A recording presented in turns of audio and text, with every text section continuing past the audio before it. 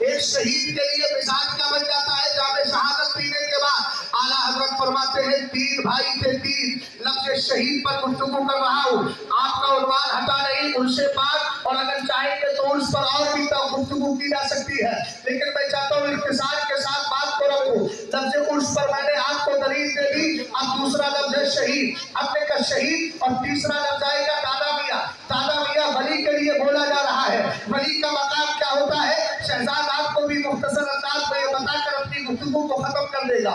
لفظ شہید پر کر رہا ہوں، آقا علیہ السلام کے عاشق امام اہل سنت فرماتے ہیں تین بھائی تھے جن کا عالم یہ تھا جن میں اللہ کے لیے تلواریں لے کر لڑا کرتے اور رات میں مصلی بچھا کے عبادت کیا کرتے۔ اچانک روم کے بادشاہ نے ان کو قید کر لیا۔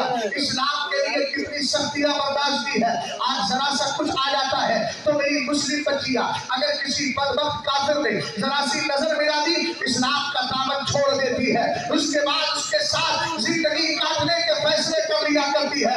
میں ایسی بچیوں کو کہتا ہوں کہ ان کے باپ نے ان کے دل میں اسلام بٹھایا ہی نہیں۔ ارے جس کے دل میں اسلام بیٹھ جاتا ہے خون کا ایک ایک قطرہ بہ جائے گا، لیکن اسلام کا دامن کبھی نہیں چھوڑ سکتا ہے۔ آؤ ہم بتا رہے ہیں، اعلیٰ حضرت امام اہل سنت فرماتے ہیں یہ تین نوجوان تھے، روم کے بادشاہ نے قید کر لیا، ان کو دو آفر دیے، ایک ڈیمانڈ کی، ڈیمانڈ یہ کی اس نے اور آفر کا دیا، کہتا ہے اتنی اجالو فیکم ملکا، کہتا ہے میں اپنی بادشاہت تمہیں دے دوں گا۔ اس کے بعد کہتا ہے سنو وَمُزَوِّجُكُم بَنَاتِي، اپنی بیٹیوں کی شادی تمہارے ساتھ کر دوں گا۔ کتنے آفر تھے؟ دو آفر تھے، بادشاہت تمہارے نام کروں گا، بیٹیاں تمہارے نکاح میں دے دوں گا، لیکن ایک شرط ہے وَأَنتُمْ تَدْخُلُونَ فِي النَّصْرَانِيَّةِ، تم اسلام چھوڑ دو، اسلام چھوڑ دو، عیسائیت قبول کر لو۔ جیسے ہی انہوں نے اسلام چھوڑنے کی بات سنی فاروق سرکار کو پکارنے لگے، ان کے روم کے اندر بیٹھے تھے،